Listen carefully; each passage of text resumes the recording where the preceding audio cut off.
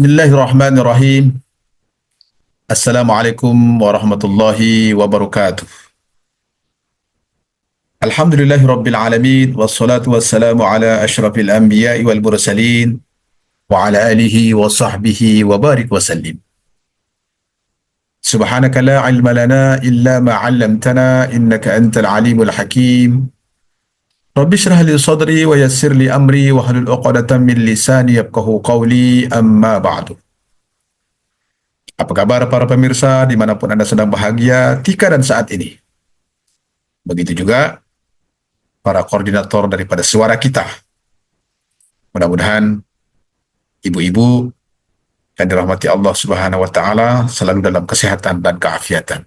Amin ya rabbal alamin. Hari ini adalah hari yang ke-9 Ramadan 1446 Hijrah. Bertepatan dengan 10 bulan 3 Maret 2025. Alhamdulillah. Jadi bersyukur kita kepada Allah Subhanahu wa taala kerana Allah Subhanahu wa taala masih memberikan kita kesehatan dan keafiatan. Begitu juga berselawat kita kepada baginda Nabi sallallahu alaihi wasallam. Allahumma salli ala sayyidina Muhammad. Allahumma salli ala sayyidina Muhammad. Allahumma salli ala sayyidina Muhammad. Pada kesempatan ini saya ingin membahas tentang perkara-perkara yang membatalkan puasa.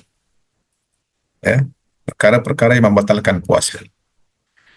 Jadi kita tengok slide-nya, insya-Allah. Jadi inilah dia perkara-perkara yang membatalkan puasa, kurang lebih ada 7. Di antaranya, jima dengan sengaja sekalipun tidak mengeluarkan air mani. Para pemirsa yang dirahmati Allah Subhanahu wa taala, maka batallah puasa kita bila kita melakukan hubungan jima suami isteri pada siang hari bulan suci Ramadan. Bagaimana kalau onani? Onani pun juga minta maaf, batal puasa. Sama ada yang mengeluarkannya isteri ataupun si suami. Bagaimana kalau menghayal? Menghayal sehingga keluarlah air mani, maka batallah juga puasa. Bagaimana kalau melakukan persetubuhan di siang hari ataupun pagi setelah masuk waktu subuh tapi dia tidak sadar, maka tetaplah tidak batal puasanya, asalkan jangan diulang lagi. Yang kedua, sengaja muntah. Dia masukkan bara ataupun disengaja muntah, mungkin dia membayangkan bangkai, dia membayangkan sesuatu yang buru-buru, akhirnya dia muntah. Maka perkara sedemikian batal puasanya. Tapi kalau dia tak sengaja ataupun mungkin sakit, itu lain cerita. Ya, ini sengaja muntah. Yang ketiga mengeluarkan air mani, sama ada isteri ataupun suami, ya, saling mengeluarkan, maka batallah puasanya walaupun tidak masuk alat kelaminnya kepada suami dan isteri. Yang keempat, masuknya sesuatu daripada rongga yang terbuka. Rongga yang terbuka ini termasuk 1 hidung, 2 mulut, 3 kuping kanan, 4 kuping kiri, 5 dubur, 6 kubul. Dubur itu maksudnya, maaf cakap, belakang, tempat keluarnya najis. Ya. Kubul, depan. Jadi apa-apa yang masuk daripada rongga tersebut sampai ke perut, maka batallah puasanya. Terus bagaimana kalau orang yang hanya mengurih hidung, tidak masuk ke dalam? Tidak batal. Istinsak sampai di sini, terasa, itu baru batal. Ya. Masuk air itu sampai ke perut. Begitu juga kuping. Bagaimana pula dengan mata? Kalau mata, ulama tidak mengatakan dia rongga, jadi boleh kita pakai air siang hari, tidak membatalkan puasa kita. Bagaimana kalau orang yang mengambil darah? Tidak batal juga puasanya. Bagaimana kalau orang yang buat injection, suntikan? Tidak batal juga puasanya. Nah, yang membatalkan rongga-rongga yang terbuka tadi. Jadi bagaimana kalau orang yang masak nasi ataupun masak lauk, dia coba, kemudian diludahkan, boleh. Kalau ditelan, barulah batal. Ya.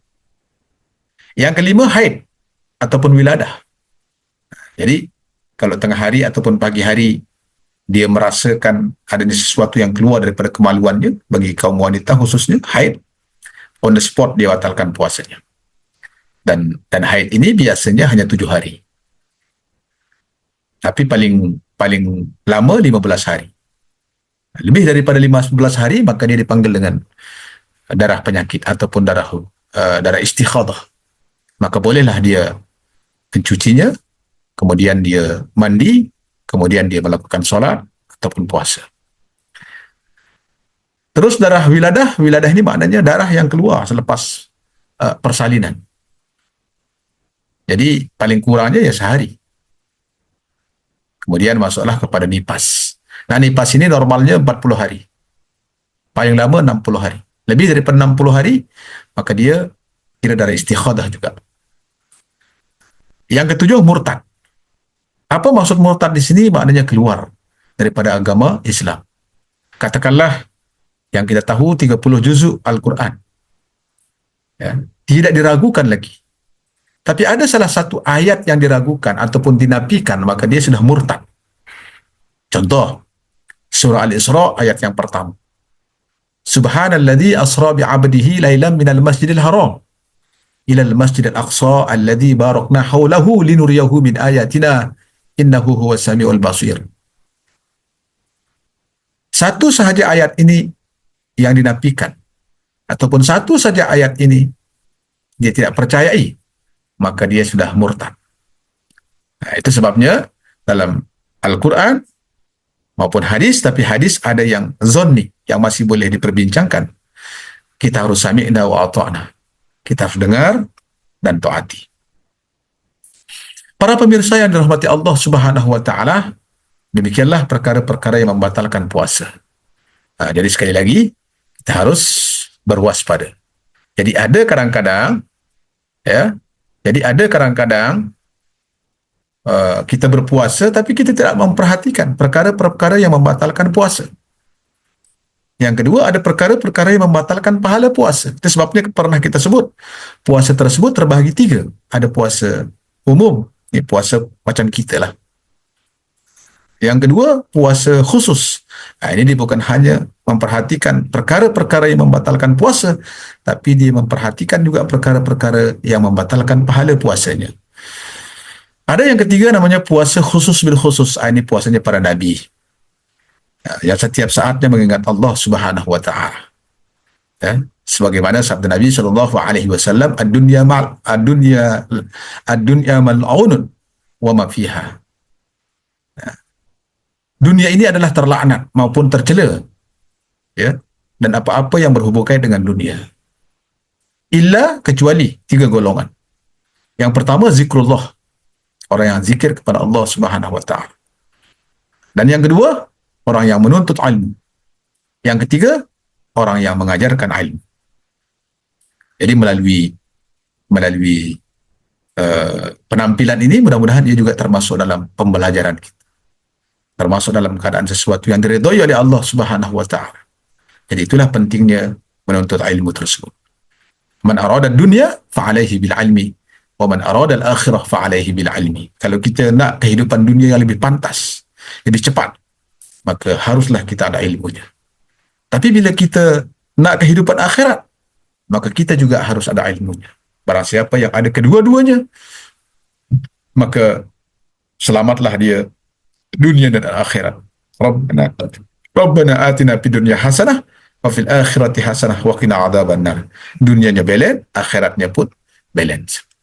Demikianlah para pemirsa yang dirahmati Allah Subhanahu wa taala, perkara-perkara yang membatalkan puasa kita. Jadi mudah-mudahan Allah Subhanahu wa taala menerima puasa kita. Amin ya rabbal alamin. Yang betul sekali lagi datang daripada Allah Subhanahu wa taala. Yang salah dan silap atas kedaifan saya pribadi, wal afa minkum. Wallahul muwaffiq wal hadi ila sabili rasyad. Assalamualaikum warahmatullahi wabarakatuh.